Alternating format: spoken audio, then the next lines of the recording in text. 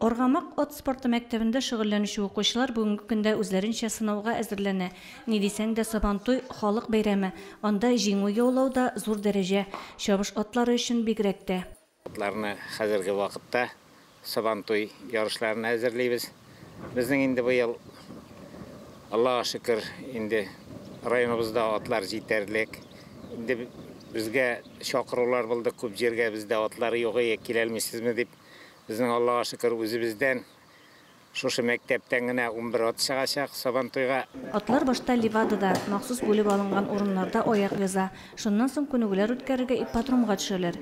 Ярышларга әзерләнгәндә ирләсәләр дә, узышларга атлар өзәңгесез чыга. Булай эшләгәндә өзәңгедә җойдакның аягы эләгеп калып имгәне куркыныч кими. Приглашаем на Сабантуй. Школа Аргамак, детская конно-спортивная школа Аргамак. Участвует подготовка к Сабантую. Дети тренируются, готовятся к Сабантую. Данис Кәреев Оргамакта 2нче елын шөгыльләнә. Ярышларга Батырны февраль аеннан әзерли башлаган. Кулга бик ияләшкән, аралашырга ярата торган ат икән Батыр. Седлать итәм, дәгәм чыгам ипподромга. Һәммәдә йөгерәбез, шагать итәбез, галоп белән йөгерәбез.